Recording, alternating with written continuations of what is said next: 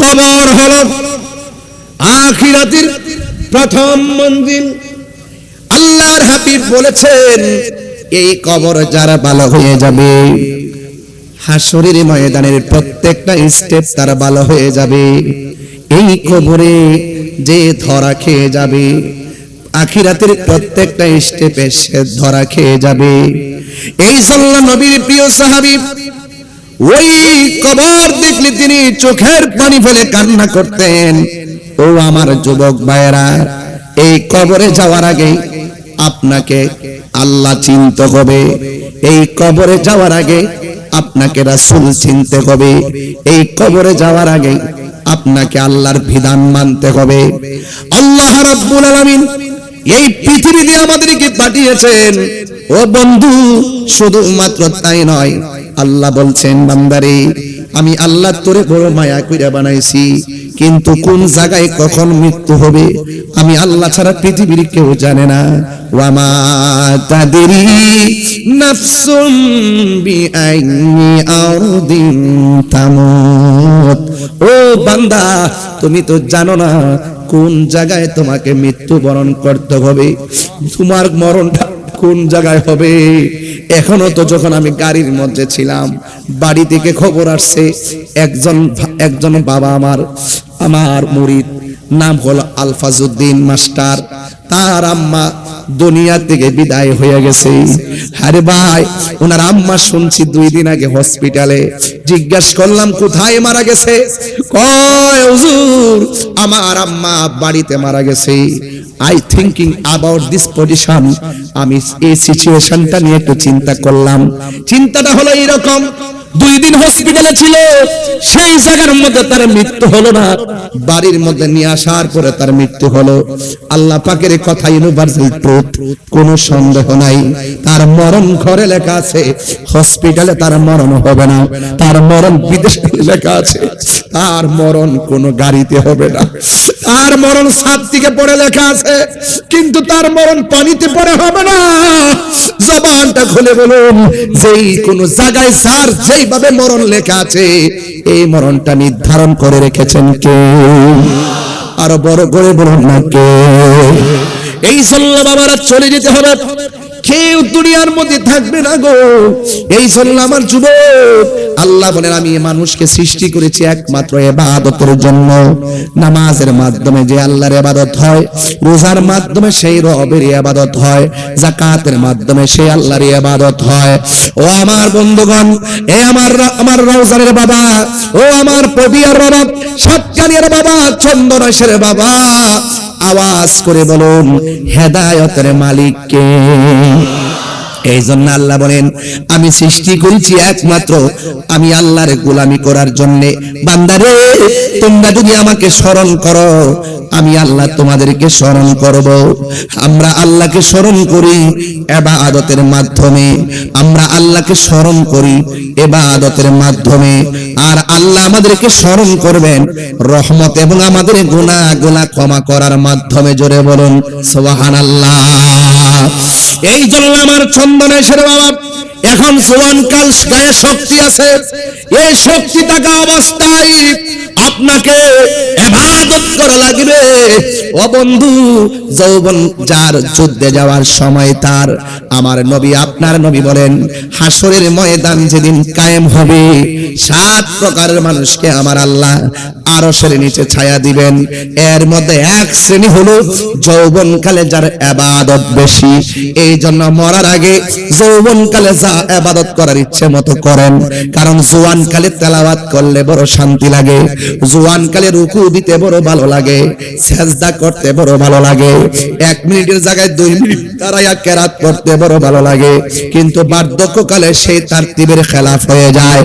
এই জন্য আমার যুবক ভাইয়েরা, আমি প্রায় মাহফিলে যুবক বলি, বন্ধু বলি, কেন এত আদবে করে ডাক দেয়, ভালোবাসায় ডাক দেয়, যেন আপনারা মসজিদমুখী হয়ে যান, আপনারা যেন মানবতামুখী হয়ে যান।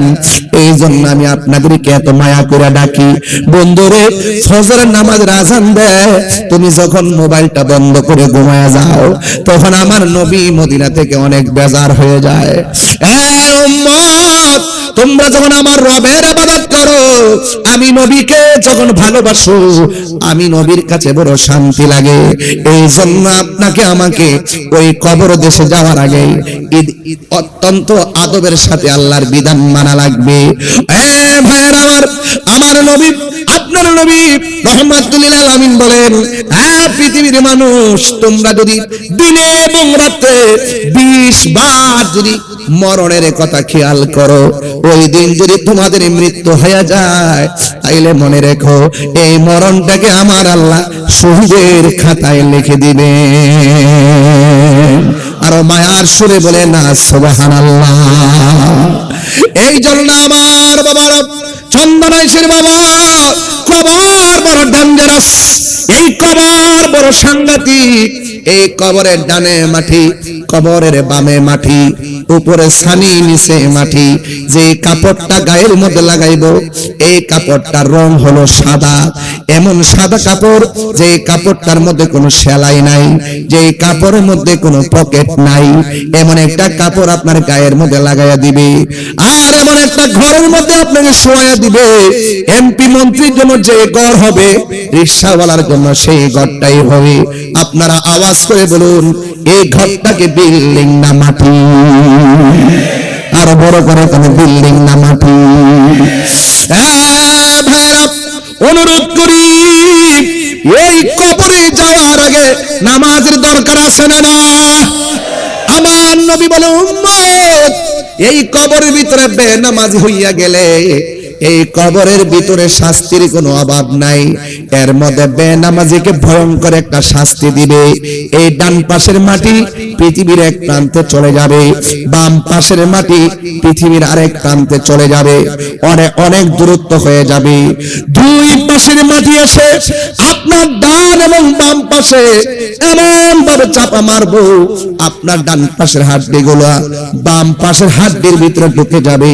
তখন আপনি এমন জোরে একটা চিৎকার মারবেন, ও চন্দনেশ্বর বাবা, একটু আওয়াজ করে কন্যা আল্লাহ। এই আওয়াজে মানি না, জবান খুলে বলেন আল্লাহ। আরো বড় করে বলে আল্লাহ। এমন কিছু গুরুস্থান আছে, এখানে যত মানুষ আসছেন এর চাইতে কয়েকজন মানুষ গুরুস্থানে মাটি দেওয়া হয়েছে। ওরা এখন যেইভাবে কান্না করেছেন, ডাক দিয়েছেন, এমন ভাবে আল্লাহরে কবর দেশে ডাকতেছে, বাঁচাও বাঁচাও বাঁচাও, ও আল্লাহ, পারি না পারি না, আর সহ্য হয় না। এমন ভাবে তারা কান্না করে, জিন এবং মানুষ সারা পৃথিবীর মধ্যে যত প্রাণী আছে সব কবরের কান্নার আওয়াজ শুনে, ও বন্ধু, ওই কবরে বেনামাজি হইয়া গেলে এমন ভাবে তোমাকে শাস্তি দিবে। এই জন্য আল্লাহ দুনিয়াতে বড় মায়া কইরা পাঠাইছি। আল্লাহ কয়, আমি বান্দারে বড় মায়া কইরা বানাইছি। কাইফা তাকফুরুনা বিল্লাহি ওয়া কুনতুম আমওয়াতান ফাআহইয়াকুম সুম্মা ইউমীতুকুম সুম্মা ইউহয়ীকুম সুম্মা ইলাইহি তুরজাউন।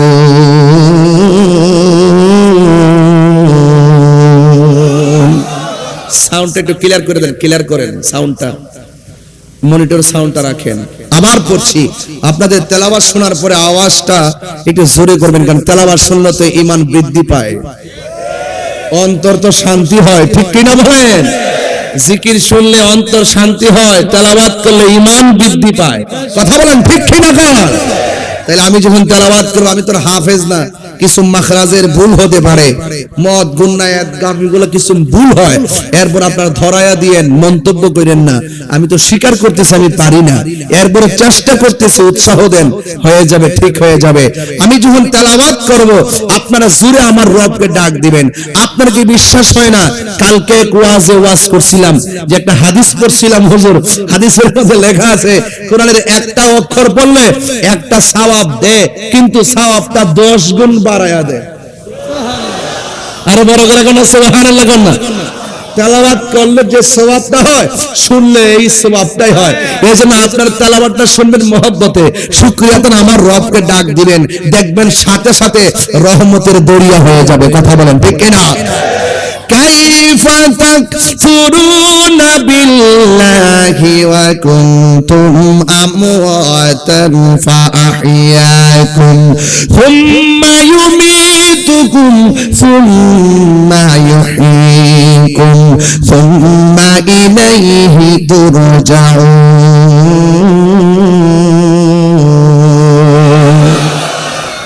আল্লাহ বলে, বান্দারে কেমন করে তুমি আমি আল্লাহকে তোমরা অস্বীকার করছো? তোমরা ছিলে নিষ্প্রাণ, কেমন ভাবে তোমরা আমি আল্লাহকে অস্বীকার করবে? তোমরা ছিলে নিষ্প্রাণ, আমি আল্লাহ তোমাদেরকে প্রাণ দিয়েছি। তোমরা ছিলে নির্জীব, আমি আল্লাহ তোমাদেরকে সজীব করেছি। তোমরা ছিলে নিষ্প্রাণ, আমি প্রাণ দিয়েছি। প্রাণ দেওয়ার পরে তুমি অনেক কিছুর মালিক হয়ে গেছো। আল্লাহু আকবার না কেন? এরপরে আমি আল্লাহ আর একটা থাবা দিয়া দুনিয়ার সব প্রাপ্তির ফলাফল শূন্য বানিয়ে দিব। এই থাবার নাম হলো মৃত্যু। মৃত্যু যখন আসবে তখন তোমার সব দরজা বন্ধ হয়ে যাবে। আমার বাবারা, ওই কবরে যাইবেন। আমার নবী, আপনার নবী রাহমাতুল লিল আলামিন বলেছেন, এই কবর বড় সাংঘাতিক জায়গা। এই জন্য আমার আল্লাহ বলেন, এই কবরে যাওয়ার আগে আমি আল্লাহ তোমাদেরকে যে বানাইলাম, দেখেন আমাদের চন্দনাইশের জমিনে যে কবর দেওয়া হয়, কবর দেওয়ার সময় মাটি দেওয়া হয়, মাটি দেওয়ার সময় একটা আয়াত পড়া হয়। এই আয়াতটা অনেকে পড়তে চান না, ইচ্ছে মতো ডিল ডাল দিয়ে ফালাইয়া যান, তাড়াতাড়ি মাটি দিয়ে চলে যান, আপনি এত ব্যস্ত হয়ে গেলেন। গতকাল একটা জানাজার মাঠে ছিলাম, 2 মিনিট কথা বলার সময় মানুষে বলে উঠলো, তাড়াতাড়ি করে রৌদ্র লাগতেছে, তাড়াতাড়ি করে মানুষের কষ্ট হইতেছে। একটা মানুষের চির বিদায় দিব, আর মানুষ ওই মাঠের মধ্যে গিয়ে অস্থির হয়ে যায়। মসজিদের মধ্যে গেলে কয় তাড়াতাড়ি নামাজটা পড়ান, অস্থির হয়ে যায়। কিন্তু বাজারের মধ্যে বৈশা, দোকানের মধ্যে বৈশা ঘন্টার পর ঘন্টা আড্ডা মারে, ঘড়ির কাঁটার দিকে তাকায় না। এমন কিছু মানুষ সমাজে আছে না? না, এই আওয়াজে মানি না, জবান খুলে কোন আছে না? নাই। এই জন্য দুনিয়ার মধ্যে সবচেয়ে নিকৃষ্ট জায়গা হলো বাজার। কথা বলেন ঠিক কিনা? সবচেয়ে উৎকৃষ্ট জায়গা হলো আল্লাহর ঘর, মসজিদ। মহিলাদের জন্য উত্তম জায়গা হলো তাদের ঘর, পুরুষের জন্য উত্তম জায়গা হলো আল্লাহর ঘর, মসজিদ। এই জন্য আমার বন্ধুগণ, আমার নবী, আপনার নবী রাহমাতুল লিল আলামিন আমাদেরকে অনেকভাবে সতর্ক করেছেন। এখন মাটি দেওয়ার সময় দোয়াটাতে পড়ি, এই আয়াতটা দিয়ে তো 2 ঘন্টা ওয়াজ করা যায়। মিনহা খালাকনাকুম ওয়া ফিহা নুঈদুকুম ওয়া মিনহা নুখরিজুকুম তারাতান উখরা। এইভাবে আপনি মুষ্টি মুষ্টি মাটি দিয়ে আপনি বিদায় দিয়ে দিবেন। হাজার হাজার মানুষ আমরা মাহফিলের মধ্যে আজকে বসলাম, আমার পাশে আমার বাজান আছেন, অনেক প্রখ্যাত আলেমে দ্বীন, উস্তাদুল উলামা, শামসুল ফুকাহা, বাদরুল ফুকাহা। এমন একজন হাসতি আলেম নিয়ে হাত বাড়াইছি, এমন একজন আলেম পাশে রেখে আমি কথা বলছি। চইলা গেলে বুঝবেন মূল্য কত ছিল। এখন তো আছে, আমরা অনেকে বুঝি না। এইরকম আলেম গুলা এখনো জিন্দা আছে দেখা বাতিলরা আমাদের ঘরে হানা দিতে পারে না। কথা বলেন ঠিক কিনা? ঠিক কিনা বলেন? এই জন্য আমার বন্ধুগণ, আমি আপনি পৃথিবী ছেড়ে চলে যাব, কোন দিন চলে যাব কেউ আমরা জানি না রে বাবা। আমার নবী, আপনার নবী রাহমাতুল লিল আলামিন আমাদেরকে অনেকভাবে সতর্ক করেছেন। আমরা যখন মরণের ঘাটে পড়ে যাব, দেখবেন অনেক মানুষ মৃত্যুর ঘাটে গেলে পায়খানা করে বিছানা বাসায় দেয়, প্রস্রাব করে বিছানা বাসায় দেয়। আর চন্দনাশের মানুষ আমরা সব সময় আল্লাহরে বলবো, আল্লাহ মৃত্যু যখন দিবা পবিত্র অবস্থায় মৃত্যু দিও, মৃত্যু যখন দিবা ওযু অবস্থায় মৃত্যু দিও, মৃত্যু যখন দিবা আর কিচ্ছু চাই না, আমার নবীরে দিদার দিয়া দিয়া আমাদেরকে মরণ দিও। ও আমার চন্দনাশের বাবা, মৃত্যুকালে আমরা যার পাগল, আমরা যার দেওয়ানা, আমরা সেই নবীর দিদার চাই কি চাই না? আমরা নবীর দিকে মরতে যাই, কিশোর বয়সে নবীর না পাওয়া যৌবনকালে নবীর নাম পাই, ও আল্লাহ মরণের ঘাটে আমরা রে নবী দেখায়া মরণ দিও, নবী দেখায়া মরণ দিও, নবী দেখায়া মরণ দিও। আমরা মরণের কালে নবী দেখতে চাই কি চাই না? আমরা তওবার সাথে কালিমা পড়ে মৃত্যু চাই কি চাই না? বন্ধুগণ আমার, এখনো সময় আছে, খেলাই খেলাই জীবন ধ্বংস করে দিয়েন না। আল্লাহ রাব্বুল আলামিন সেই মালিক। আমরা আল্লাহ বলেন ফি আইয়ি সূরাতিন মা শাআ রাক্কাবা, আমি আল্লাহ যেমন ভাবে চাইছি এমন ভাবে তোমার চেহারাটারে বানাইছি। খালাকতু বিয়াদাইয়া, আমি আল্লাহ নিজের হাত দিয়ে তোমার চেহারাটা বানাইছি। এত মায়ের চেহারা, মুখের ভিতরে একটা জিহ্বা দিয়া দিছে, থুতু দিয়া ভিজা ভিজা। অনেকে থুতু দেখলে ঘৃণা করে, আর এই থুতু নিজের থুতু নিজে বাহিরে ফেলাইয়া ভিতরে নেয় না, অথচ এই থুতু জিহ্বার মধ্যে লইয়া সারাদিন খেলামেলা করে। থুতুটার কি মূল্য? এই থুতু যদি না থাকতো, জিহ্বাটা শুকায়া থাকতো, আর শুকনা জিহ্বার কারণে কথা বলতে পারতাম না, গলা শুকায়া আমরা মারা যাইতাম। এত নিয়ামতের জিহ্বা দান করেছেন। শুধুমাত্র তাই নয়, এই চেহারাটার ভিতরে আল্লাহ এত কপালটা দিয়েছেন, এই কপালটা মাটির নিচে ঝুলাইয়া যখন আমরা বলি সুবহান রাব্বিয়াল আলা, আল্লাহর শ্রেষ্ঠত্বের বয়ান যখন করি, আল্লাহ খুশি হয়ে যায়, আল্লাহ বান্দার দিকে রহমতের দৃষ্টি দেয়। এই জন্য আমার ভাইয়েরা, আমি আবারও বলছি, কবর যাওয়ার আগে নামাজ পড়া লাগবে, কবরে যাওয়ার আগে রোজা রাখা লাগবে, কবরে যাওয়ার আগে হজ করা লাগবে, কবরে যাওয়ার আগে যাকাত দেওয়া লাগবে, কবরে যাওয়ার আগে ভালো কাজ করা। কথা বল ঠিক কিনা? মাত্র দুইটা কন্ডিশন। মা আতাকুমুর রাসূলু ফাখুযুহু ওয়া মা নাহাকুম আনহু ফান্তাহু। আল্লাহ বলেন, বন্ধু, ও পৃথিবীর মানুষ, আমার বন্ধু আমি আল্লাহর পক্ষ থেকে যা কিছু কল্যাণ করে নিয়ে এসেছেন তা তোমরা গ্রহণ করো, আর যা থেকে নিষেধ করেছেন তা থেকে তোমরা দূরে থাকো। যদি দূরে থাকো, তাইলে আল্লাহর কবরে যাওয়ার পরে আমার আল্লাহ আমাদেরকে নিয়ামত দিয়ে দিবে। আর যদি আমরা দূরে না থাকি, আমরা যদি পাপ কাজে বিভোর হয়ে যায়, কবরের জায়গায় এমন জায়গা, সারাদিন কানলেও কেউ সাহায্য করতে যাবে না।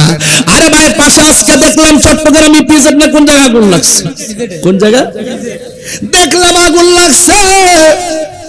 ফায়ার সার্ভিস আগুন নিভাইবার জন্য অনেক চেষ্টা করতেছে, কিন্তু 20 তলা বিল্ডিং একের পরে এক, সব তালাগুলো নিয়ন্ত্রণের বাহিরে চলে গেছে, আগুন নিভাইতে পারে না। আপনি যদি আখিরাতের আগুন যদি দুনিয়ার আগুন দিয়া যদি যাচাই বাছাই করেন, এটা হবে না রে বাবা। ও আমার বাবা, শুধুমাত্র তাই নয়, আমি প্রাণ খুলে বলে দিয়ে যাব, আমার নবী, আপনার নবী রহমাতুল লিল আলামিন আমাদেরকে সতর্ক করে গিয়েছেন। আরে বাবা, দুনিয়ার আগুন নিভাইবার জন্য ফায়ার সার্ভিস যাই, কিন্তু আপনার চন্দনেশ্বর বাড়ির পাশে কবর আছে না নাই? আরো বড় করে কবর আছে না নাই? আগুন নিয়ে চলতেছে নাকি বিছানায় ঘুমাইতেছে আমরা কি জানি?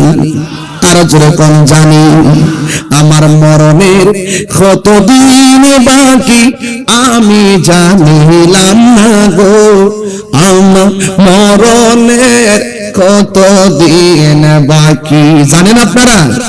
আরে জানেন নাকি?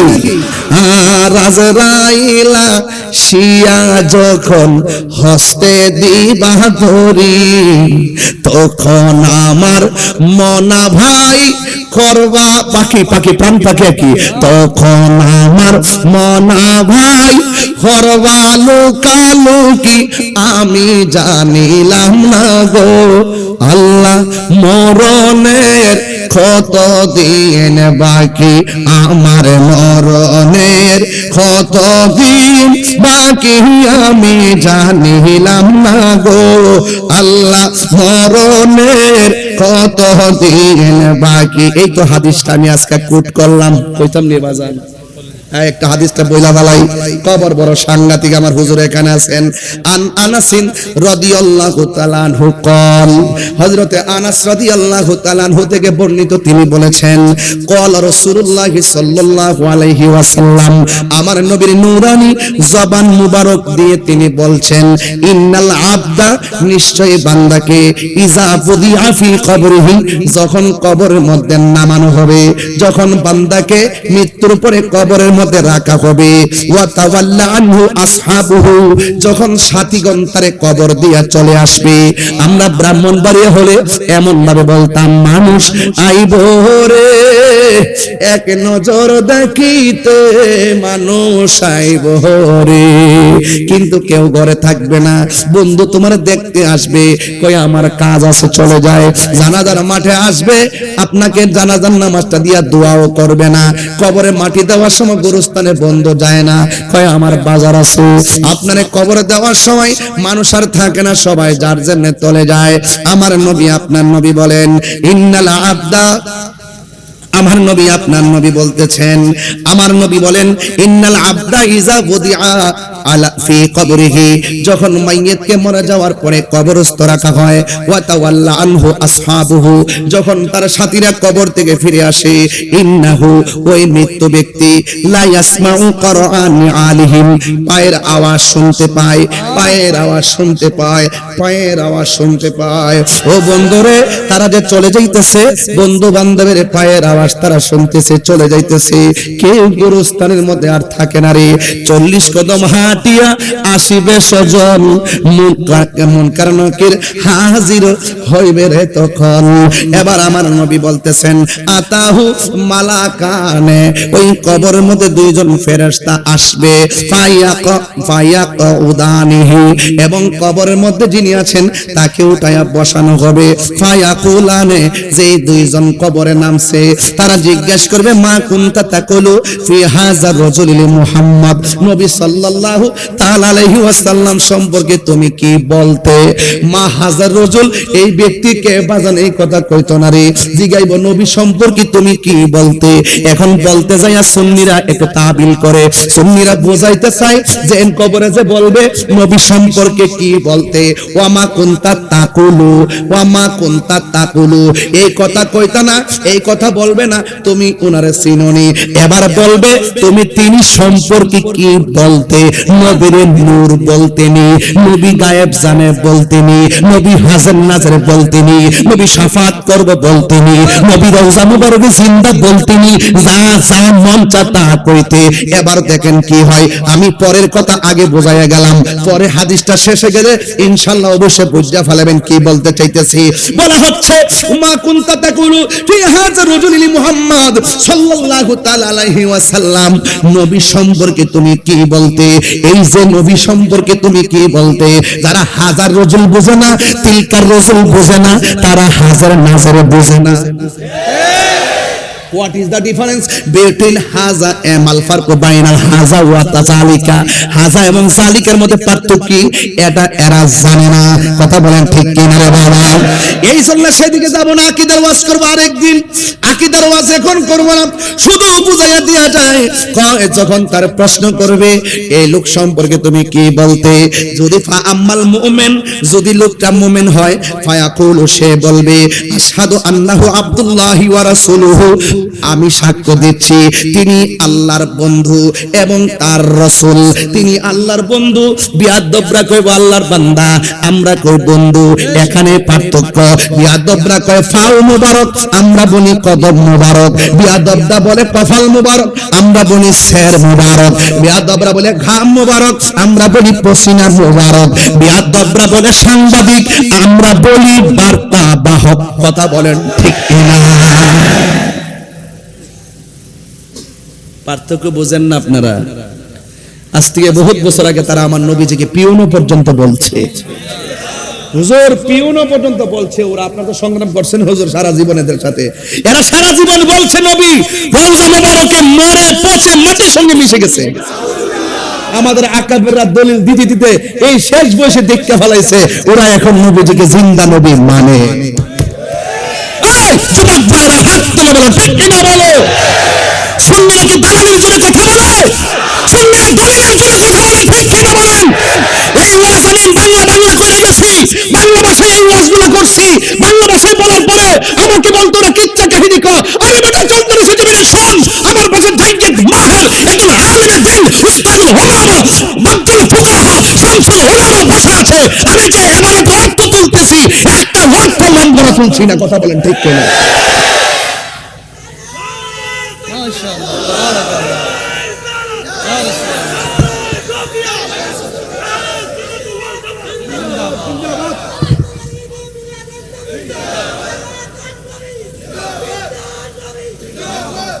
আওয়াজ করবেন আল্লাহু আকবার।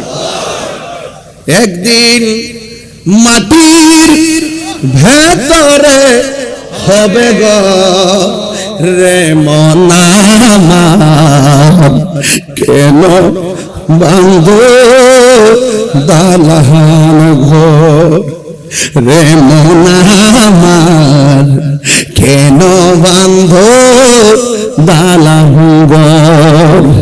এই কথাটাকে মিথ্যা কথা বলছি আমি? একদিন মাটির ঘর হবে কি হবে না? এ দালান ঘর কি কবরে যাবে? প্রাণ পাখি উড়ে যাবে পিঞ্জরা ছেড়ে,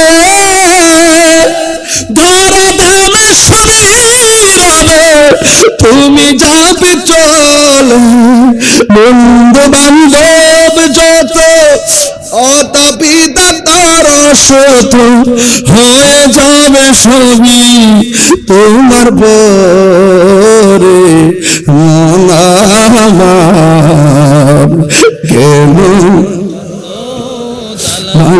ঘর রে মন আমার, কেন বান্ধ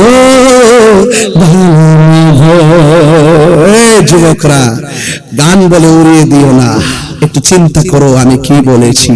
রাহি ভাই বলছিল কে বলছে চিন্তা করো না, কি বলেছে সেটাই দেখো, এটাই সঠিক কথা। যদি সত্য হয় রিকশাওয়ালা হলেও তার কথা আমি মানতে বাধ্য।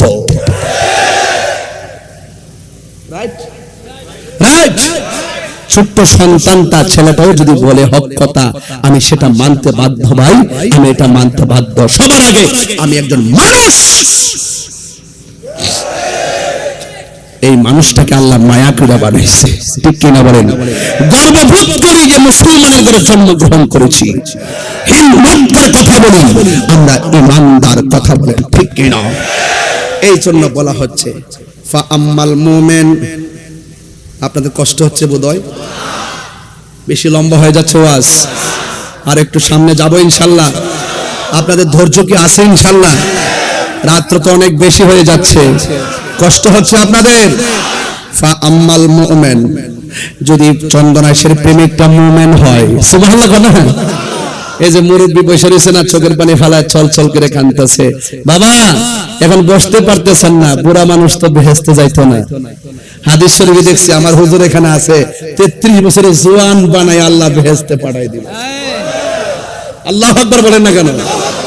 আমার যুবক ভাইয়েরা, বলা হচ্ছে ফা আম্মাল মুমিন, যদি সে মুমিন হয় ফায়াকুলু, সে বলবে আশহাদু আন্নাহু আব্দুল্লাহি ওয়া রাসূলুহু, আমি সাক্ষ্য দিচ্ছি তিনি আল্লাহর বন্ধু এবং তিনি হলেন আল্লাহর রাসূল।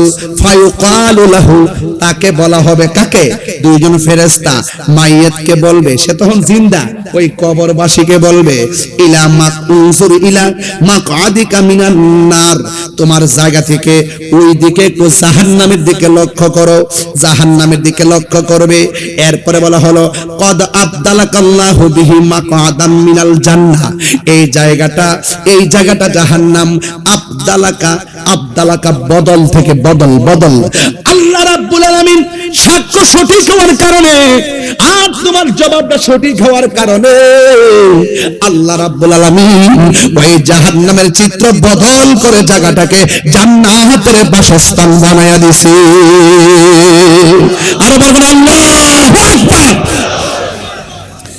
আমার যুবক ভাইরা, ওয়া আম্মাল মুনাফিক, ওয়াজ শুরু হয়ে গেল।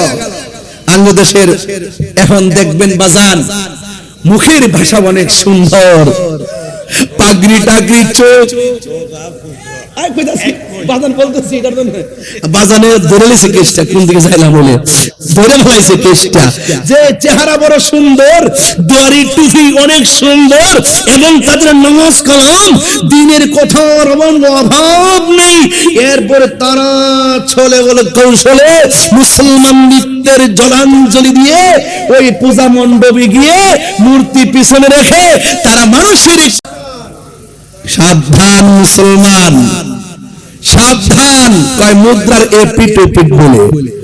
আর মুসলমান যে মুদ্রা আছে সেই মুদ্রার এপিটও কেউ থাকবে না ওপিটও কেউ থাকবে না, কথা বলেন ঠিক না?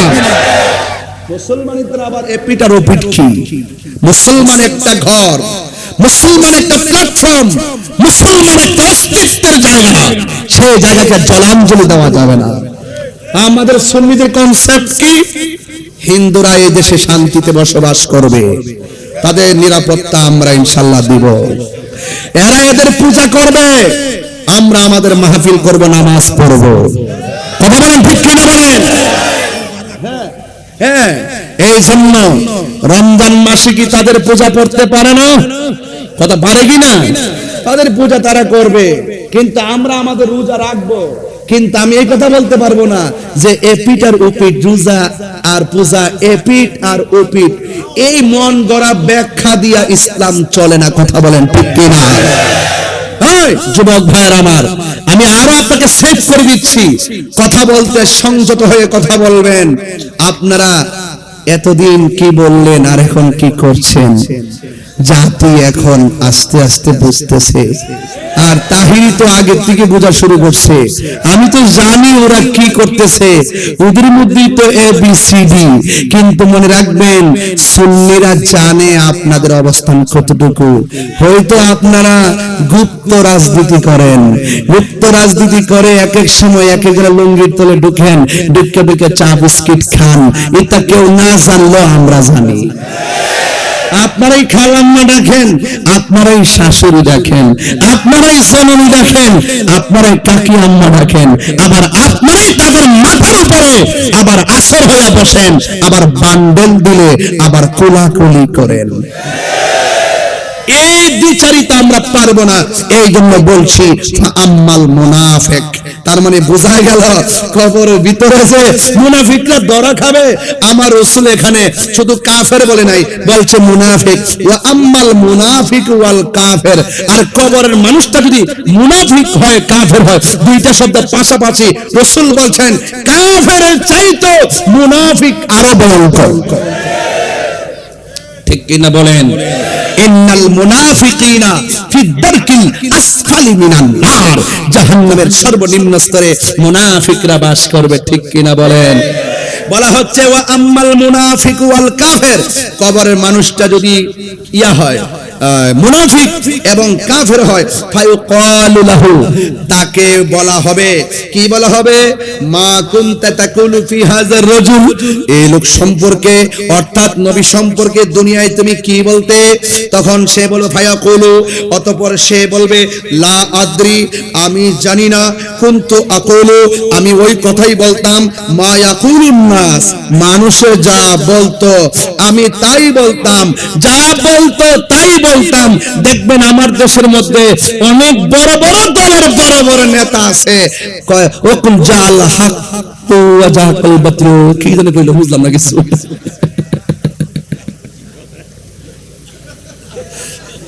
ইসলামী দলের এত বড় নেতা জাল হক ওয়া জাকাল বাতিল, এটা শুদ্ধ করে পড়তে পারে না। আবার দেখুন ওয়া শুরু করলে বিসমিল্লাহ, ইনশাআল্লাহ, আলহামদুলিল্লাহর অভাব নাই, কথাবার্তা কইলে বিসমিল্লাহ, আলহামদুলিল্লাহর অভাব নাই, কিন্তু দেখা যায় ইসলামের কথা ঠিকই কয়, কিন্তু সবই ঠিক আছে, ভিতরে গন্ডগোল আছে, কথা বলেন ঠিক না বেঠে? আমি কি বাড়ায় বলতেছি নাকি? আমি দলিলের কথা বলতেছি। কি বলে দেখেন না মুনাফিকরা কি কয়? হুজুর কইছিনি লা আদ্রি, আমি জানি না, কুনতু আকুল, আমি ওই কথাই বলতাম, মা ইয়াকুলুন নাস, মানুষ যা বলতো, ফায়ুকালু, অতঃপর তাকে বলা হবে লাহু, তাকে বলা হবে লা দারাইতু ওয়ালা তালাইতা, তুমি পড়লে না কেন, তুমি দেখলে না কেন, তুমি জানলে না কেন, তুমি পড়লে না কেন, তুমি পড়লে না কেন, জানলে না কেন, বুঝলে না কেন? তাইলে বোঝা গেল জবাবদিহিতা কবরে। আরে বলেন না জবাবদিহিতা কবরে। সবাই শুনলো, পড়লো, বুঝলো, কিন্তু তুমি পড়লে না কেন, জানলে না কেন, বুঝলে না কেন? এরপরে কি হবে দেখেন, তারে কি বলবে, ওয়া ইউদরাবু বিমাতারিকি মিন হাদিদিন, একেবারে লোহার কস্তুরি লয়া, এটা কি আপনার লাগা, লোহার হাতুড়ি, ডান্ডা, লোহার ডান্ডা লয়া দরবাতান, এমন ভাবে তারা আঘাত করা শুরু করবে, ফায়াসিহু সাইহাতা ইয়াসমাউহা মাইয়ালিহি, এবং তার কান্নার আওয়াজ, জীব জন্তু জড় বস্তু মানে যা আছে সব তার কান্নার আওয়াজ লোহার হাতুড়ি দিয়ে এমন ভাবে তারে মারা শুরু করবে, সব জীব জন্তু তার কান্নার আওয়াজ শুনবে, গায়রাস সাকালাইন, মানুষ এবং জিন ছাড়া। মানুষ এবং জিন ছাড়া সবাই তার কান্নার আওয়াজ শুনবে। আপনারা জবান খুলে বলুন, কবরের জবাবদিহিতা আছে না নাই? এবার একটু সামনে যান তো দেখি, ওয়া মিনহা নুখরিজুকুম তারাতান উখরা, আপনাকে কবর থেকে একটা মাঠে উঠানো হবে। ওই মাঠটা কি সাধারণ কি আপনাদের খেলার মাঠের মতো, নাকি উত্তপ্ত গরম মাঠ? আর বড় কি মাঠ? গরম মাঠ। এই কবর থেকে আপনাকে উঠতে হবে, এই কবর থেকে আপনাকে উঠতে হবে, আপনার বাঁচার কোনো রাস্তা নাই। এই জন্য আমার ভাইয়েরা, এই কবর থেকে যেহেতু আপনি উঠবেন আর ওখানে যেহেতু আপনি একত্রিত হবেন, গায়ের মধ্যে কোনো কাপড় থাকবে ভাই? গায়ের মধ্যে কোনো কাপড় থাকবে না, আপনি থাকবেন উলঙ্গ। আমার একটা হাদিস যদি আমি এই মুহূর্তে না বলি তাহলে আমার হক আদায় হবে না। এই হাদিসটা বলি আমি আপনাদেরকে একটু করুন দৃশ্যের দিকে নিয়ে যাবো। এক নম্বর হাদিস হলো, সেটা হলো কি জানেন, আল্লাহর হাবিব সাল্লাল্লাহু আলাইহি ওয়াসাল্লাম তিনি বলেছেন, হাসরের মাঠে মানুষদেরকে যে একত্রিত করা হবে, এই মাঠটা কেমন হবে? আল্লাহ পাকের হাবিব বলতেছেন, এই মাঠটা হবে বাইদা আফরা, এই মাঠটা হবে আংরার মাঠ, এই মাঠটা হবে একবারে ওই যে কি বলে তামার মাঠ, একদম গরম মাঠ হবে। কাকুরসাতিন নাকি, ওই মাঠটা এমন মাঠ হবে যেই মাঠের মধ্যে কোনো উদ্ভিদ থাকবে না, যেই মাঠের মধ্যে কোনো গাছপালা থাকবে না। হাদিসটা মনে হয়, আমার মনে হয় যতটুকু বলতেছি শব্দগুলো হাদিসের ভিতরে আছে, সেই মাঠে কোনো গাছ থাকবে না, কোনো ধরনের ছায়া থাকবে না। সেই মাঠের মধ্যে ওসি বলেন, এসপি বলেন, ডিসি বলেন, যত ধরনের কথাই বলেন, কাহার জন্য আলাদা করা হবে না, সবাই একটা মাঠের মধ্যে তারা অবস্থান করবে।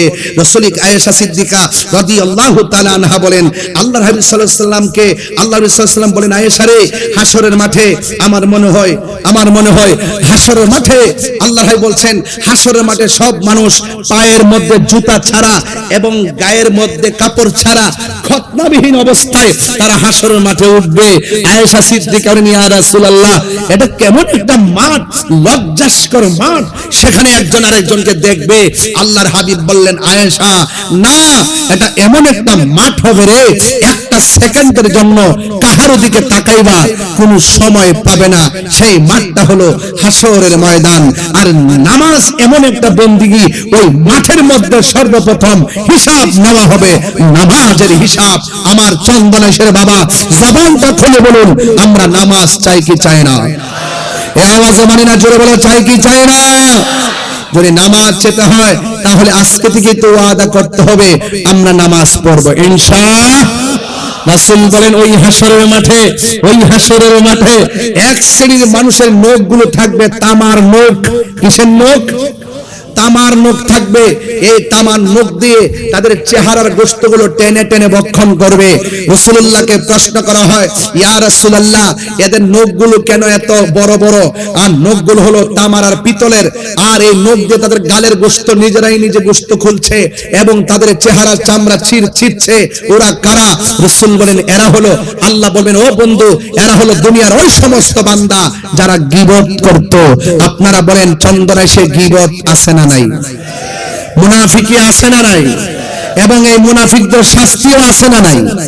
এই জন্য বাবারা, দুনিয়াতে যাই করেন না কেন, আমি শুরুতেই বলছিলাম, ইন্নাল্লাহা ইউমাহহিলু ওয়ালা ইয়ামহুল, আল্লাহ ছাড় দেয় কিন্তু ছেড়ে দেয় না।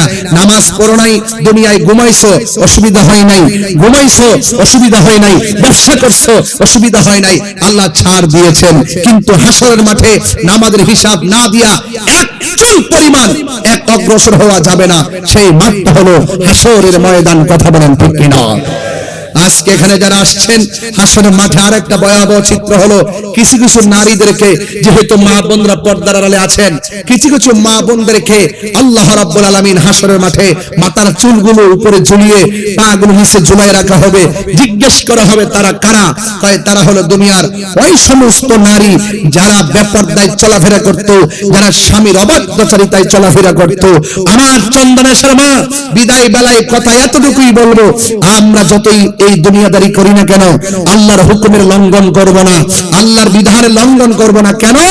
ফামাইয়ামাল মিসকালা যাররাতিন খায়রান ইয়ারা ওয়া মাইয়ামাল মিসকালা যাররাতিন শাররান ইয়ারা। যাররা যাররা পরিমাণ হিসাব নেওয়া হবে হাসরের ময়দানে। কথা বলেন ঠিক কিনা?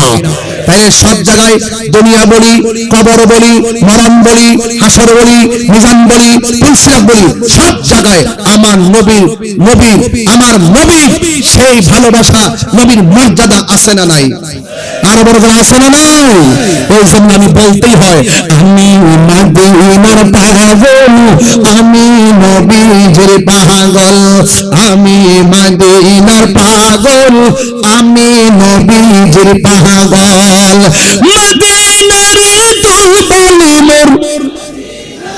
দুলি বলি মোর নয়নের কাজল, আমি মদিনার পাগল, আমি নবীজির পাগল, আমি মদিনার পাগল, আমি নবীজির পাগল।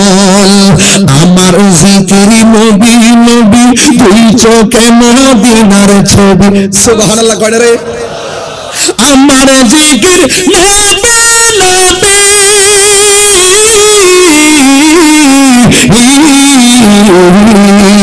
আমার জিকির নবী নবী, দুই চোখে মদিনার ছবি।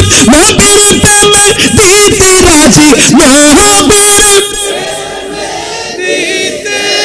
রাজি, নবীর প্রেমে দিতে রাজি, জীবনের সকল। আমি মদিনার পাগল, আমি নবীজির পাগল। হাত তুললে খুশি হব, পতাকা বানাইবেন না? আমি মদিনার পাগল, আমি নবীজির পাগল। মদিনার দুলি বলি মোর নয়নের কাজল, আমি মদিনার পাগল, আমি নবীজির পাগল, আমি মদিনার পাগল, আমি নবীজির পাগল। আমার রোগের সকল ওষুধ দয়ালে নবীর সালাম দরুদ। তিনবার করি ইয়া রাসূলুল্লাহ। আমার জিকির, আমার জাকির, আমার রোগের সকল ওষুধ দয়াল নবীর সালাম দরুদ। আমার জিকির, আমার রোগের সকল ওষুধ দয়াল নবীর সালাম দরুদ। ভক্তি চিত্তে পড়ি যখন, ভক্তি চিত্তে পড়ি যখন, অসুস্থ সবল, আমি মদিনার পাগল, নবীজির পাগল, আমি মদিনার পাগল, আমি নবীজির পাগল। মদিনার দুলবলি মোর মাটি মোর, মদিনার দুলবলি মোর নয়নের কাজল, আমি মদিনার পাগল, আমি নবীজির পাগল, আমি মদিনার পাগল, আমি নবীজির পাগল। আল্লাহু আকবার বলেন। পাইলে নিরালাহি গো নবী। বাবা জান, কষ্ট হবে আপনাদের, চলবে। চিটাগং আসলে তো হায় হায় হায় হায়, আচ্ছা পাইলে মাশাআল্লাহ। অনুরোধ কি দুইটা গান, তিনটা অনুরোধ আসছে বাজি। একটা হলো দয়াল নবীর আগমনে, আরেকটা হলো আজান দিবেন, আর একটা হলো সন্ধ্যা হলে ডাক দিলেন। আরে বাবা, তোমরা যা চালাক, এখন চাইছে যে আমার দিয়া সব করাইতে। এখন মারহাবা জোরে বলেন না কেন? পাইলে নিরালাহি গো নবী। আমার যুবকদের কণ্ঠ কি আজ নবীর জন্য কোরবানি দিতে রাজি আছে? যুবকদের অন্তর কি মদিনাওয়ালার দিকে ধাবিত করার প্রয়োজন আছে? বলেন না, বলেন না। পাইলে নিরালাহি গো নবী, পাইলে নিরালাহি গো নবী, দুই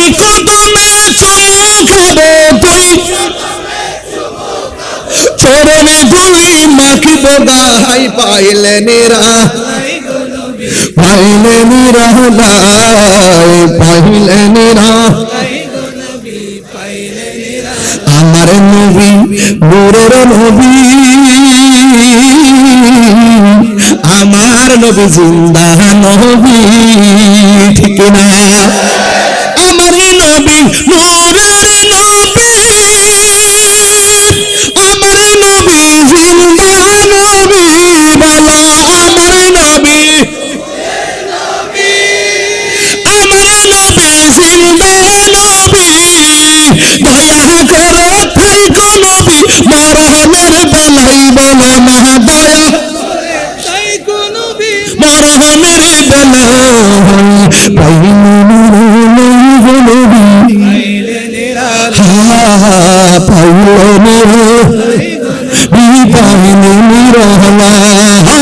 তুই কদমে চুমু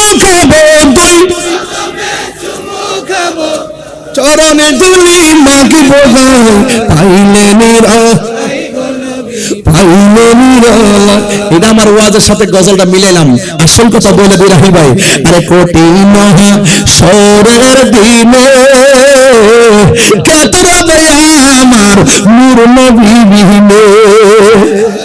হুজুর হুজুরের একটা কথা কই, আমার দেশের কিছু লোক আছে আমার মতন টুপি পইরা মাইকের সামনে এসে বলে নবী হাসরের মাঠে সুপারিশ করব, দূরের কথা নবীর জান লিয়াই নাকি ঠেলা ঠেলি।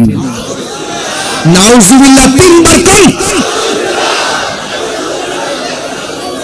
আবার কি কই জানেন, আবার বলে কি ওরা যে নবী হাসরের মাঠে সুপারিশ করবে না, বরং নবী নাকি বলবে আমার নেকের পাল্লা ভারী হয় নাকি বদের পাল্লা ভারী হয়, নবী নাকি নিজের জন্য চিন্তিত থাকবেন।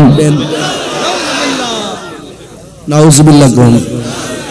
আরে কঠিন সরের দিনে কে তোরাবে আমার নূর নবী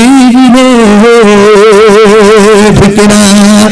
কঠিন সরের দিনে কে তোরাবে নবী ওরে দয়া করে থাইকো নবী হাসরের বেলায় বলো না দয়া করে হাসরের বেলায় পাইলে নিরা পাইলে নিরা পাইলে নিরা পাইলে নিরা তুই কদমে চুমু খাবো চরণে ধুলি মাখো গাই পাইলে নিরা পাইলে নিরা। একটা স্বপ্ন আপনাদের সবার ভিতরে আছে, কোনটা জানেন? নবীর দিদার। এই জোরে কোন ঠিক কিনা? একদিন স্বপ্নে দেখলে গজারে সব গুনাহ তোমার আমার জড়িয়া ধরবে ঠিক না। একদিন স্বপ্নে দেখলে যদি সব গুনাহ জড়িয়া পড়ে ওরে দয়া করে দিও দেখা নিদানের বেলায়। সাবধান মুসলমান সাবধান, কয় মুদ্রার এপিট ওপিট বলে। আর মুসলমান যে মুদ্রায় আছে সেই মুদ্রায় এপিটও কেউ থাকবে না ওপিটও কেউ থাকবে না, কথা বলেন ঠিক না? মুসলমানদের আবার এপিট আর ওপিট কি? মুসলমান একটা ঘর, মুসলমান একটা প্ল্যাটফর্ম, মুসলমান একটা অস্তিত্বের জায়গা, সেই জায়গাকে জলাঞ্জলি দেওয়া যাবে না। আমাদের সুন্নিদের কনসেপ্ট কি? হিন্দুরা এই দেশে শান্তিতে বসবাস করবে, তাদের নিরাপত্তা আমরা ইনশাআল্লাহ দিব। এরা এদের পূজা করবে, আমরা আমাদের মাহফিল করব, নামাজ পড়ব। কথা বলেন ঠিক কিনা বলেন? হ্যাঁ, এই জন্য রমজান মাসে কি তাদের পূজা করতে পারে না? কথা পারে কিনা? তাদের পূজা তারা করবে, কিন্তু আমরা আমাদের রোজা রাখবো। কিন্তু আমি এই কথা বলতে পারবো না যে এপিট আর ওপিট, রোজা আর পূজা এপিট আর ওপিট, এই মন গড়া ব্যাখ্যা দিয়া ইসলাম চলে না। কথা বলেন ঠিক কিনা? যুবক ভাইয়ের আমার, আমি আরো আপনাকে সেভ করে দিচ্ছি, কথা বলতে সংযত হয়ে কথা বলবেন। আপনারা এতদিন কি বললেন আর এখন কি করছেন? জাতি এখন আস্তে আস্তে বুঝতেছে, আর তাহিরি তো আগে থেকে বোঝা শুরু করছে। আমি তো জানি ওরা কি করতেছে, ওদের মধ্যেই তো ABCD। কিন্তু মনে রাখবেন, সুন্নিরা জানে আপনাদের অবস্থান কতটুকু। হয়তো আপনারা গুপ্ত রাজনীতি করেন, গুপ্ত রাজনীতি করে এক এক সময় এক এক লুঙ্গির তলে ঢুকেন, ঢুকে ঢুকে চা বিস্কিট খান। এটা কেউ না জানলেও আমরা জানি। আপনারাই খালাম্মা ডাকেন, আপনারাই শাশুড়ি ডাকেন, আপনারাই জননী ডাকেন, আপনারাই কাকি আম্মা ডাকেন, আবার আপনারাই তাদের মাথার উপরে আবার আসর হয়ে বসেন, আবার বান্ডেল দিলে আবার কোলাকুলি করেন। এই দ্বিচারিতা আমরা পারবো না। এই জন্য বলছি আম্মাল মুনাফিক, তার মানে বোঝা গেল কবরের ভিতরে যে মুনাফিকরা ধরা খাবে। আমার রাসূল এখানে শুধু কাফের বলে নাই, বলছে মুনাফিক। ওয়া আম্মাল মুনাফিক ওয়াল কাফের। আর কবরের মানুষটা যদি মুনাফিক হয় কাফের হয়, দুইটা শব্দ পাশাপাশি, রাসূল বলছেন কাফেরের চাইতে মুনাফিক আরো ভয়ঙ্কর। ঠিক কিনা বলেন? ইন্নাল মুনাফিকিনা ফি দারকিল আসফালি মিনান নার, জাহান্নামের সর্বনিম্ন স্তরে মুনাফিকরা বাস করবে। ঠিক কিনা বলেন?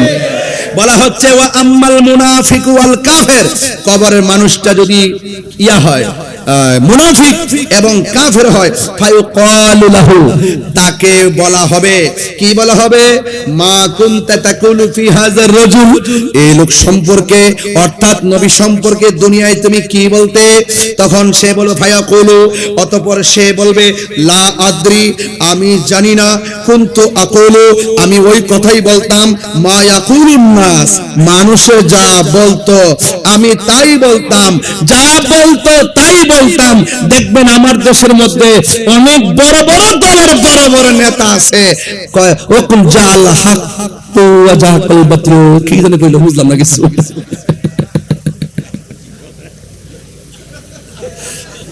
ইসলামী দলের এত বড় নেতা জাল হক ওয়া যাকাল বাতিল, এটা শুদ্ধ করে পড়তে পারে না।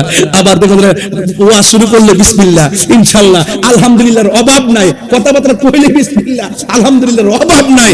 কিন্তু দেখা যায় ইসলামের কথা ঠিকই কয়, কিন্তু সবই ঠিক আছে, ভিতরে গন্ডগোল আছে। কথা বলেন ঠিক না ঠিক? আমি কি বাড়ায় বলতেছি নাকি? আমি দলিলের কথা বলতেছি। কি বলে দেখেন না মুনাফিকরা কি কয়? হুজুর কইছিনি লা আদ্রি, আমি জানি না, কুনতু আকুল, আমি ওই কথাই বলতাম, মা ইয়াকুলুন নাস, মানুষ যা বলতো, ফায়ুকালু, অতঃপর তাকে বলা হবে লাহু, তাকে বলা হবে লা দারাইতু ওয়ালা তালাইতা, তুমি পড়লে না কেন, তুমি দেখলে না কেন, তুমি জানলে না কেন, তুমি পড়লে না কেন, তুমি পড়লে না কেন, জানলে না কেন, বুঝলে না কেন? তাইলে বোঝা গেল জবাবদিহিতা কবরে। আরে বলেন না, জবাবদিহিতা কবরে। সবাই শুনলো, পড়লো, বুঝলো, কিন্তু তুমি পড়লে না কেন, জানলে না কেন, বুঝলে না কেন? এরপরে কি হবে দেখেন, তারে কি বলবে? ওয়া ইউদরাবু বিমাতারিকি মিন হাদিদিন, একেবারে লোহার কস্তুরি লয়া, এটা কি কাটনা লাগা, লোহার হাতুড়ি, ডান্ডা, ডান্ডা, লোহার ডান্ডা লয়া দরবাতান, এমন ভাবে তারা আঘাত করা শুরু করবে, ফায়াসিহু সাইহাতা ইয়াসমাউহা মাইয়ালিহি, এবং তার কান্নার আওয়াজ, জীব জন্তু জোরে মানে যা আছে সব তার কান্নার আওয়াজ লোহার হাতুড়ি দিয়ে এমন ভাবে তারে মারা শুরু করবে, সব জীব জন্তু তার কান্নার আওয়াজ শুনবে, গায়রা সাকালাইন, মানুষ এবং জিন ছাড়া।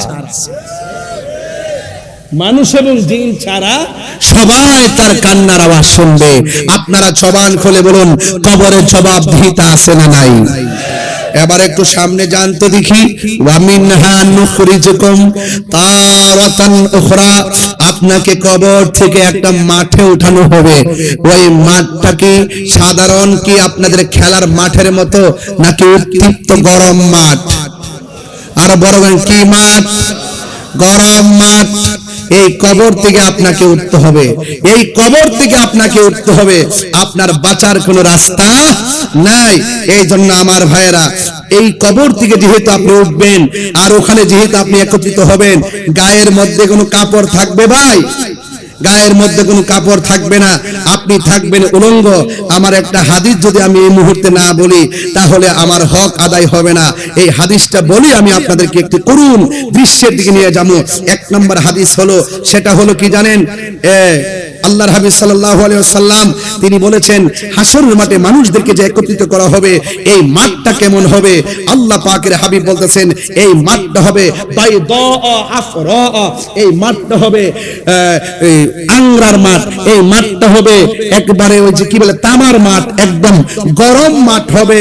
কাকুরসাতিন নাকি, ওই মাঠটা এমন মাঠ হবে যেই মাঠের মধ্যে কোনো উদ্ভিদ থাকবে না, যেই মাঠের মধ্যে কোনো গাছপালা থাকবে না। হাদিসটা মনে হয় আমার মনে হয় যতটুকু বলতেছি শব্দগুলো এটার হাদিসের ভিতরে আছে। সেই মাঠে কোনো গাছ থাকবে না, কোনো ধরনের ছায়া থাকবে না। সেই মাঠের মধ্যে ওসি বলেন, এসপি বলেন, ডিসি বলেন, যত ধরনের কথাই বলেন, কাহার জন্য আলাদা করা হবে না। সবাই একটা মাঠের মধ্যে তারা অবস্থান করবে। রাসূল আয়েশা সিদ্দিকা রাদিয়াল্লাহু তাআলা আনহা বলেন, আল্লাহর হাবিব সাল্লাল্লাহু আলাইহি ওয়াসাল্লামকে আল্লাহর রাসূল সাল্লাল্লাহু আলাইহি ওয়াসাল্লাম বলেন, আয়েশা রে, হাসরের মাঠে আমার মনে হয় হাসরের মাঠে আল্লাহর হাবিব বলছেন হাসরের মাঠে সব মানুষ পায়ের মধ্যে জুতা ছাড়া এবং গায়ের মধ্যে কাপড় ছাড়া খতনাবিহীন অবস্থায় তারা হাসরের মাঠে উঠবে। আয়েশা সিদ্দিকা বলেন, ইয়া রাসূলুল্লাহ, এটা কেমন একটা মাঠ, লজ্জাস্কর মাঠ, সেখানে একজন আরেকজনকে দেখবে। আল্লাহর হাবিব বললেন, আয়েশা না, এটা এমন একটা মাঠ হবে রে, একটা সেকেন্ডের জন্য কাহার দিকে তাকাইবা কোনো সময় পাবে না। সেই মাঠটা হলো হাসরের ময়দান। আর নামাজ এমন একটা বন্দিগি, ওই মাঠের মধ্যে সর্বপ্রথম হিসাব নেওয়া হবে, নামাজের হিসাব। আমার চন্দনেশের বাবা জবানটা খুলে বলুন, আমরা নামাজ চাই কি চাই না? এই আওয়াজে মানি না, জোরে বলো চাই কি চাই না? যদি নামাজ চেতে হয় তাহলে আজকে থেকে তো ওয়াদা করতে হবে আমরা নামাজ পড়বো ইনশাআল্লাহ। রাসূল বলেন ওই হাসরের মাঠে এক শ্রেণীর মানুষের নখগুলো থাকবে তামার নখ। কিসের নখ? তামার নখ থাকবে। এই তামার নখ দিয়ে তাদের চেহারার গোশতগুলো টেনে টেনে ভক্ষণ করবে। রাসূলুল্লাহকে প্রশ্ন করা হয়, ইয়া রাসূলুল্লাহ, এদের নখগুলো কেন এত বড় বড়? আর নখগুলো হলো তামার আর পিতলের, আর এই নখ দিয়ে তাদের গালের গোশত নিজেরাই নিজে গোশত খুলছে এবং তাদের চেহারার চামড়া ছিঁড়ছে। ওরা কারা? রাসূল বলেন, এরা হলো, আল্লাহ বলবেন, ও বন্ধু, এরা হলো দুনিয়ার ওই সমস্ত বান্দা যারা গীবত করত। আপনারা বলেন চন্দনায় সে গীবত আছে না নাই? মুনাফিকি আছে না নাই? এবং এই মুনাফিকদের শাস্তিও আছে না নাই? এই জন্য বাবারা দুনিয়াতে যাই করেন না কেন, আমি শুরুতেই বলছিলাম ইন্নাল্লাহা ইউমাহিলু ওয়ালা ইয়ামহুল, আল্লাহ ছাড় দেয় কিন্তু ছেড়ে দেয় না। নামাজ পড়ো নাই, দুনিয়ায় ঘুমাইছো, অসুবিধা হয় নাই, ঘুমাইছো অসুবিধা হয় নাই, ব্যবসা করছো অসুবিধা হয় নাই, আল্লাহ ছাড় দিয়েছেন। কিন্তু হাসরের মাঠে নামাজের হিসাব না দিয়া এক চুল পরিমাণ এক অগ্রসর হওয়া যাবে না। সেই মাঠটা হলো হাসরের ময়দান। কথা বলেন ঠিক কিনা? আজকে এখানে যারা আসছেন, হাসরের মাঠে আরেকটা ভয়াবহ চিত্র হলো, কিছু কিছু নারীদেরকে, যেহেতু মা বোনরা পর্দার আড়ালে আছেন, কিছু কিছু মা বোনদেরকে আল্লাহ রাব্বুল আলামিন হাসরের মাঠে মাথার চুলগুলো উপরে ঝুলিয়ে পাগুলো নিচে ঝুলাই রাখা হবে। জিজ্ঞেস করা হবে তারা কারা? তাই তারা হলো দুনিয়ার ওই সমস্ত নারী যারা বেপরদায় চলাফেরা করত, যারা স্বামীর অবাধ্যচারিতায় চলাফেরা করত। আমার চন্দনেশ্বর মা, বিদায় বেলায় কথা এতটুকুই বলবো, আমরা যতই এই দুনিয়াদারি করি না কেন, আল্লাহর হুকুমের লঙ্ঘন করব না, আল্লাহর বিধানের লঙ্ঘন করব না। কেন? ফামাইয়ামাল মিসকালা যাররাতিন খায়রান ইয়ারা ওয়া মাইয়ামাল মিসকালা যাররাতিন শাররান ইয়ারা। যাররা যাররা পরিমাণ হিসাব নেওয়া হবে হাসরের ময়দানে। কথা বলেন ঠিক কিনা?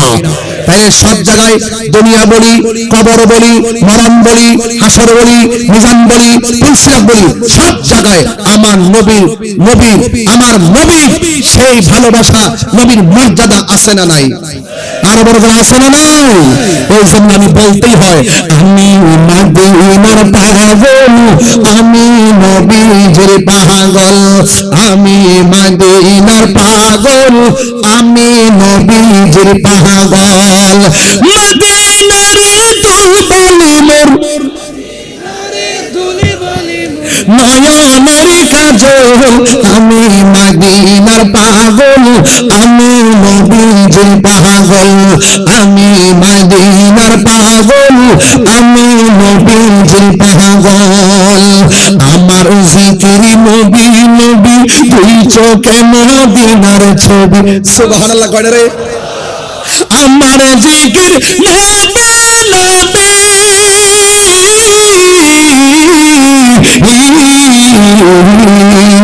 আমার জিকির নবী নবী, দুই চোখে মদিনার ছবি।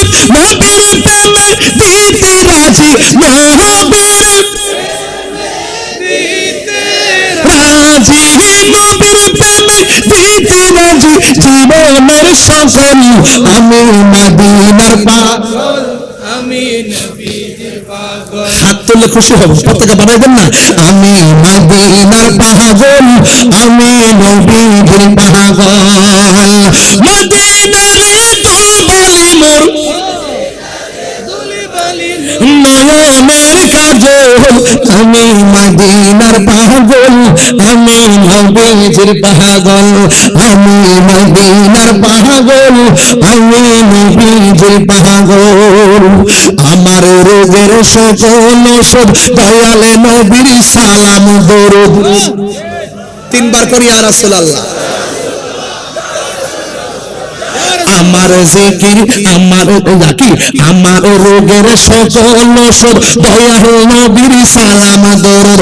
আমার জিকির, আমার রোগের সকল ওষুধ, দয়াল নবীর সালাম দরুদ। ভক্তি চিত্তে পড়ি যখন, ভক্তি চিত্তে পড়ি যখন, অসুস্থ সবল।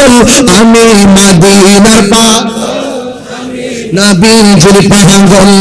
আমি মদিনার পাগল। মদিনারে দুলবালি মোর মাটি, মোর মদিনারে দুলবালি মোর নয়নের কাজল। আমি মদিনার পাগল, আমি নবীজির পাগল। আমি মদিনার পাগল, আমি নবীজির পাগল। আল্লাহু আকবার বলেন। পাইলে নিরালাহি গো নবী। বাবা জান, কষ্ট হবে আপনাদের, চিটাগং আসলে তো। হায় হায় হায় হায়, মাশাআল্লাহ। দুইটা গান, তিনটা অনুরোধ আসছে বাজি। একটা হলো দয়াল নবীর আগমন, আর একটা হলো আজান দিবেন, আর একটা হলো সন্ধ্যা হলে ডাক দিলেন। আরে বাবা, তোমরা যা চালাক, এখন চাইছে যে আমার দিয়া সব করাইতে। এখন মারহাবা জোরে বলেন না কেন? পাইলে নিরালাহি গো নবী। আমার যুবকদের কণ্ঠ কি আজ নবীর জন্য কোরবানি দিতে রাজি আছে? যুবকদের অন্তর কি মদিনাওয়ালার দিকে ধাবিত করার প্রয়োজন আছে? বলেন না, বলেন না। পাইলে নিরালাহি গো নবী, পাইলে নিরা, দুই কদমে চুমু খাবো, দুই চরণে ধুলি মাখিব গাই। পাইলে নিরা, পাইলে নিরা, পাইলে নিরা। আমার নবী নূরের নবী, আমার নবী জিন্দা নবী, ঠিক না? আমার নবী নূরের নবী, আমার নবী জিন্দা নবী। বলো আমার নবী, আমার নবী জিন্দা নবী। দয়া করে থাইকো নবী, মরহমের বেলাই বলো না। দয়া মরহমের বেলাই, পাইলে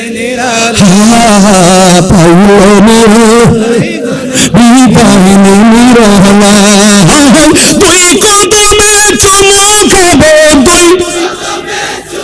খাবো, চরণে ধুলি মাখিব গাই। পাইলে নিরা, পাইলে নিরা। এটা আমার ওয়াজের সাথে গজলটা মিলাইলাম। আসল কথা বলে দিই রাহি ভাই। আরে কোটি মহা সরের দিনে, কেতরা আমার নূর নবী বিহীনে। হুজুর হুজুরের একটা কথা কই, আমার দেশের কিছু লোক আছে আমার মতন টুপি পইরা মাইকের সামনে এসে বলে নবী হাসরের মাঠে সুপারিশ করব, দূরের কথা নবীর জান লিয়াই নাকি ঠেলা ঠেলি। নাউজুবিল্লাহ, তিনবার কই। আবার কি কই জানেন, আবার বলে কি ওরা যে নবী হাসরের মাঠে সুপারিশ করবে না, বরং নবী নাকি বলবে আমার নেকের পাল্লা ভারী হয় নাকি বদের পাল্লা ভারী হয়, নবী নাকি নিজের জন্য চিন্তিত থাকবেন। নাউজুবিল্লাহ। আরে কঠিন সরের দিনে কে তোরাবে আমার নূর নবী বিনে। ঠিক না? কঠিন সরের দিনে কে তোরাবে নবী বিনে। ওরে দয়া করে থাইকো নবী হাসরের বেলায়, বলে না দয়া করে হাসরের বেলায়। পাইলে নিরা পাইলে নিরা পাইলে নিরা তুই কদমে চুমু খাবো, চরণে দুলি মাখো গাই। পাইলে নিরা পাইলে নিরা। একটা স্বপ্ন আপনাদের সবার ভিতরে আছে, কোনটা জানেন? নবীর দিদার। এই যেরকম, ঠিক কিনা? একদিন স্বপ্নে দেখলে গো যারে সব গুনাহ তোমার আমার জড়িয়া ধরবে। ঠিক কিনা? একদিন স্বপ্নে দেখলে যারে সব গুনাহ জড়িয়া পড়ে। ওরে দয়া করে দিও দেখা নিদানের বেলায়, বলো না দয়া নিদানের বেলায়। পাইলে নিরা হায় হায় রে পাইলে নিরা পাইলে নিরা। তুই কদমে চুমু খাবো, চরণ দুলি মাখবো গাই। পাইলে নিরা লাইব নবী, পাইলে নিরা লাই, পাইলে নিরা লাইব নবী, পাইলে নিরা লাই। পলকে জীবন দিয়ে দেব যদি নবী আপনি চান। ঠিক না? ওগো আর জি আমার জীবন একবার দেখা দাও, হাবিবি ইয়া রাসূলুল্লাহ, হাবিবি ইয়া হাবিবাল্লাহ, হাবিবি ইয়া রাসূলুল্লাহ, হাবিবি ইয়া হাবিবাল্লাহ। ঠিক না? আপনারা নবী দেখতে চাই কি চাই না? আমরা রাসূল দেখতে চাই কি চাই না? এখন বলুন, এখন সরাসরি আমার হুজুর এখানে বসে আছে, সবাই বলুন আমার নবী কবরে শরীর মুবারকে থাকার ক্ষমতা আছে না নাই? কবরে কি ছবি না নবী? আর বড় করে কবরে কি ছবি না নবী? যারা মানুষকে বলে কবরে নাকি ছবি দেখাবে, এরা মিথ্যা বলেছে, দান্ত বলেছে, বাংলা কথা বলেছে। আমার নবী কবরে সশরীরে হাজির থাকবেন। কথা বলেন ঠিক কি না? এক মিনিট এক কোটি থাকার ক্ষমতা একই সাথে মাশাআল্লাহ। রাইট, এটা আকীদা। এটা কি? এটা সুন্নি আকীদা। কবরে নবী চাই। ঠিক কি না? আমি যখন স্টুডেন্ট লাইফ ছিলাম, আমি মাটিতে বসে বসে ওয়াজ শুনতাম। অনেক আলেম ওলামাদের, আল্লামা আবুল কাসেম নুরি হুজুরের ওয়াজ মাটিতে বসে শুনেছি। এরপরে আবু সুফিয়ান হুজুরের ওয়াজ মাটিতে বসে বসে শুনেছি। আমাদের এলাকায় যখন যেতেন, মাটিতে বসে আবু সুফিয়ান হুজুরে গজল গাইতো। আমার মতের নিদান কালে থাকিও নবী গো আমার সামনে, দেখিব আপনাকে আপন নয়নে। ইয়া রাসূলুল্লাহ ইয়া রাসূলুল্লাহ। এভাবে করতো না? শুনেছি হাদিসে দেখিলে আপনাকে জীবনের গুণে জড়িয়া পড়ে দিবেন দেখা দয়া করিয়া ইয়া রাসূলুল্লাহ জোরে জোরে কিশোরের ভাইরা উঁচু কণ্ঠে স্কুল করে ইউনিভার্সিটির ভাইরা জবান খুলে বলুন ইয়া রাসূলুল্লাহ। আরে আলেমরা হয়তো একদিন চলে যাবে, আমাদের আকাবেরা চলে গেছেন, তাদের কণ্ঠ মানুষের হৃদয়ে বাজবে, কথা বলেন ঠিক কিনা? মুনকার নকির আসিয়া মুনকার নকির আসিয়া সওয়াল করবে বসে দিও নবী গো পর্দা উঠাইয়া করিব সালাম কদম ধরিয়া ইয়া রাসূলুল্লাহ ইয়া রাসূলুল্লাহ। ছোটবেলায় আমরা শিখেছি গজলগুলো, নবীজি আসবে কবরে নবীজিকে সালাম করব, কবির ভাষায় আমরা শুনেছি, আর দলিলের আগে শান শুনে শুনে রাসূলুল্লাহকে হৃদয়ে বারান্দা বানাইছে, ঠিক কি না বল? আর এখন আয়শা, এখন তো উত্তর দক্ষিণ পূর্ব পশ্চিম সব চিনি, ওরা যদি বলে নবীকে কবরের ছবি দেখাবে, আর এই মৌলবীরাই বলে ছবি তোলা হারাম, ছবি তোলা যাবে না, ছবি তোলা হারাম, আবার কোন নবীর নাকি কবরের ছবি দেখাবে। বাটপার নাম্বার 2,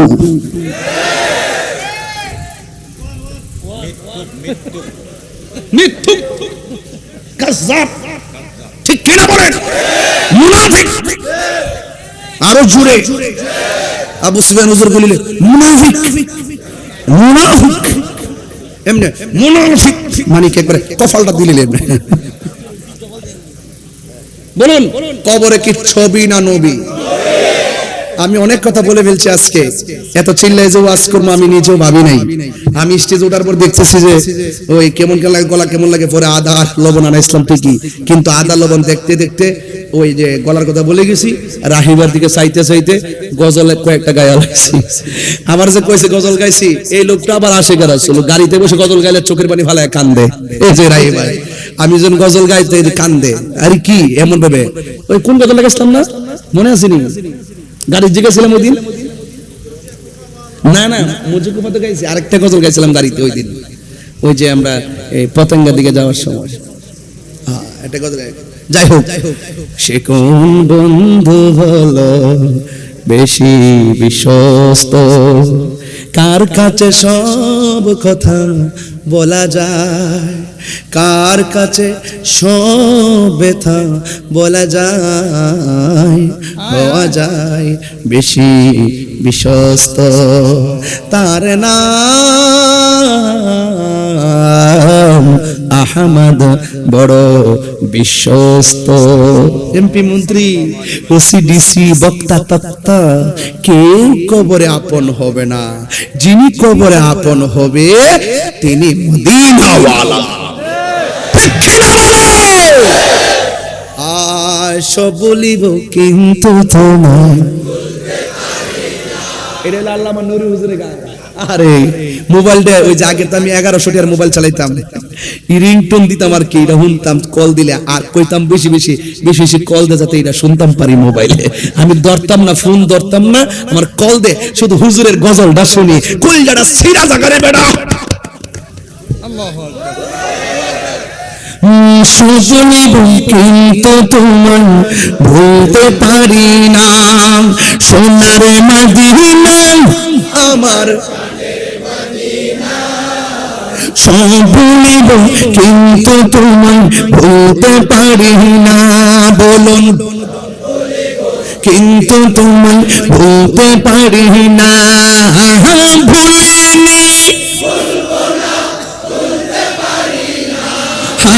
ভুলিনি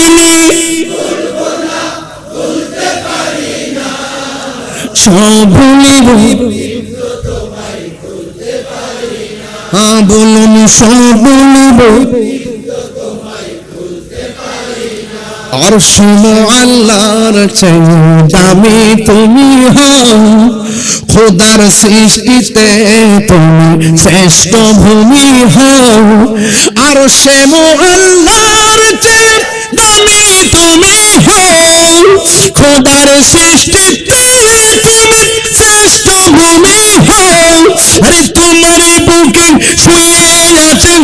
মদিনা তোমার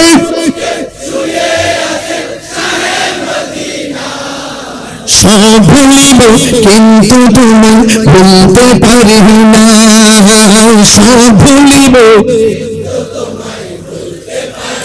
জান্নাতের বাগান তোমায় নবী বলেছে, খাকে শেফার অধিকারী তোমায় করেছে, জান্নাতের বাগান তোমায় নবী বলেছে, খাকে শেফার অধিকারী তোমায় করেছে, ওরে তোমার বুকে প্রবাহিত নূরের ঝরনা, তোমার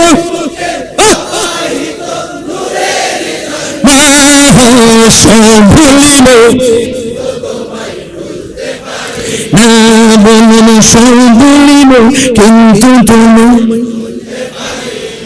ভুলিনি, ভুলিনি,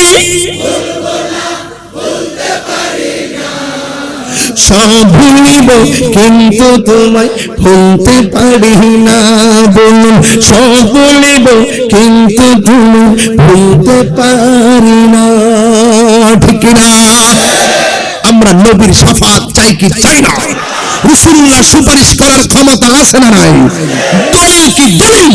قال النبي صلى الله عليه وسلم শাফাআতি লিল কাবাইর মিন উম্মতি, রাসূল বলেন আমার উম্মতের মধ্যে আমি রাসূলের প্রেমিক কবিরা গুনাহ করে ফেলেছে, ওই কবিরা গুনাহগারদের জন্য আমি রাসূল সুপারিশ করব। নবীর প্রেমিক যদি গুনাহগার হয়, রাসূল বলেন শাফাআতি লিল কাবাইর মিন উম্মতি, আমার উম্মত যদি গুনাহগার কবিরা গুনাহগারী হয়, তারপর আমি রাসূল তাকে সুপারিশ করব আমাকে মহব্বত করার কারণে। বুঝতে পেরেছেন? তাহলে কবরে কি ছবি না নবী? হাসরের মাঠে নবী সুপারিশ করার ক্ষমতা আছে না নাই? যারা বলে নবী সুপারিশ করবে না তাদের দাবি ঠিক আছে, তাদের দাবিও ঠিক আছে, আর নবীর দুশমন যারা তাদের জন্য সুপারিশ করবে না, এরা যারা নবীর দুশমন তাদের জন্য সুপারিশ করবে না। আমরা নবীর সুপারিশ চাই কি চাই না? নামাজ যে পড়ছেন কবুল হয়েছে কিনা জানেন? রোজা যে রাখছেন কবুল হয়েছে কিনা জানেন? হজ যে করছেন কবুল হয়েছে কিনা জানেন? মাহফিলে যে আসছেন দান করছেন কবুল হয়েছে কিনা জানেন? আখিরি মুনাজাত যে করছেন কবুল হয়েছে কিনা জানেন? নবীজিকে ভালোবাসেন সেটা কি জানেন? নবীজিকে যে ভালোবাসেন সেটা কি জানেন? 10,000 টাকা দিলে নবীকে গালি দিবেন? 50,000, 1 লাখ? আর আঙ্গুদেশে তো বান্ডেল দিলে ডলার খায় কালার পাল্টায়। কথা কোন ঠিক কিনা? ফতোয়া ঘুরে গেছে এখন, আর ফতোয়া দেয় না হুজুর। এখন যারা ফতোয়া দিতে এরা ফতোয়া দেয় না এখন, এখন কো মিলেমিশে, মিলেমিশে। এতদিন বলছে এক পাশে, এখন বলে মিলেমিশে, এখন এমনি এমনি মিলে গেছে গা। যাই হোক, সময় বলে দিবে। তবে একটা কথা বলতে চাই, এই দেশটা সবাই মিলেমিশে সম্প্রীতির মাধ্যমে আলোচনা সাপেক্ষে তুমি আমাকে বুঝিয়ে তোমার দলে নিবে, না হয় তুমি বুঝে আমার দলে আসবে। কোথায় বসবা বলো, প্রয়োজনে রাহি ভাইকে সাথে রাখো। আমি কি বেশি বলেছি? রাগ করছেন আমার সাথে? নামাজ দরকার আছে কিনা? গাঞ্জা খাওয়ার দরকার আছে কিনা? গঞ্জি কি ঘটনা কি আপনার? আমি এই মাত্র গাঞ্জার কথা কইছি, আর এই মাত্র আপনি উঠতেছেন, এটা কিন্তু খারাপ লক্ষণ। গত পরশুদিন না কই মাহফিল করছিলাম জাহাঙ্গীর, অসাধারণ। তার জন্য হৃদয় থেকে দোয়া আসে কি আসে না? এখন বলবেন নেশা কি চলবে না বন্ধ হবে? বলেন বন্ধ। আপনারা বলেন নেশা, ইয়াবা, ফেন্সি, গাঞ্জা, সুদ, ঘুষ। ইদানিং তো সুদের ওয়াজ কেউ করেই না, এখন সুদের ওয়াজ আর কেউ করে না। আমার একজনে ফোন দিয়ে কয়, হুজুর এখন আপাতত কয়েকদিন সুদের ওয়াজটা বন্ধ রাখেন। আমি বললাম যে তুমি হলে মুনাফিক নাম্বার 1। সুদ খাওয়া হারাম, সুদ খাওয়া হারাম। এটা কি মোল্লার ফতোয়া না আল্লাহর ফতোয়া? কোন মোল্লার কথা কি আল্লাহর কথা বলা বন্ধ করতে পারবো? কেউ কইলে কি আয়াত একটার গোপন করতে পারবো? কিছুক্ষণের জন্য অস্বীকার করতে পারবো? কোরআনের বিধানকে 1 সেকেন্ডের জন্য অস্বীকার করতে পারবো? তাইলে ও আমাকে যে বলছে, কেন বলছে জানেন? ডাল মে কুছ কালা হ্যায়।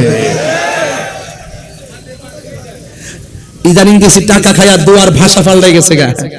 হ্যাঁ, এত শিক্ষক পড়ে রইছে ইয়ার সামনে, শহীদ মিনারের সামনে, এগুলো তাদের চোখে পড়ে না। হ্যাঁ, আমি খুব কষ্ট পাই এগুলা। আমার বাবা শিক্ষক ছিলেন, আমার বড় ভাই শিক্ষক, এর বড়টার ছোটটাও শিক্ষক, আরবির প্রভাষক, এবং ইদানিং আমার সবচেয়ে ছোটটা যেটা, সেটা নবিয়াবাদ কামিল মাদ্রাসার প্রভাষক হয়েছে। আর আমি তো 12 সালে হুজুরের নিবন্ধন পাশ করছিলাম, সহকারী, 13 সালে প্রভাষক, এরপরে চাকরি করছি, 2 বছর বেতন নিছি। আম্মা বলছে তুমি চাকরি ছাইরা দাও। আমি চাকরি ছাইরা দিয়া, আম্মা বলছে যদি চাকরি করো ওয়াজের মধ্যে তোমার কাঙ্ক্ষিত সময়ের ব্যাঘাত ঘটবে, আবার যদি তুমি ওয়াজ করো তোমার ক্লাসের মধ্যে ব্যাঘাত ঘটবে। সুতরাং তুমি 2 দিকে যাইবা না, তবে তুমি একটা কাজ করবা, তুমি ওয়াজটাকে বেছে নাও। আমি তোমাকে বললাম। পরে আমার আম্মার কথা শুনিয়া 2 মাসের বেতন সহকারে মাদ্রাসা দিয়া একটা আলমারি কিনা দিয়া পরে আমি বিদায় লয়ে আয়া ঘুরছি। বহুত কান্নাকাটি করে। আমি যে প্রতিষ্ঠানে চাকরি করতাম তারা আমাকে উস্তাদ জি ডাকতো। আমি ওখানে গিয়েছি, যাওয়ার পরে ড্রেস দিয়েছি, ওখানে যাওয়ার পরে কদম বুঝি শিখাইছি, সবসে আলা আলা আমার নবী, এইগুলা ছাত্রদের হৃদয়ে ঢেলে দিয়েছিলাম। কেন? আমি কাদরিয়ার ছাত্র ছিলাম।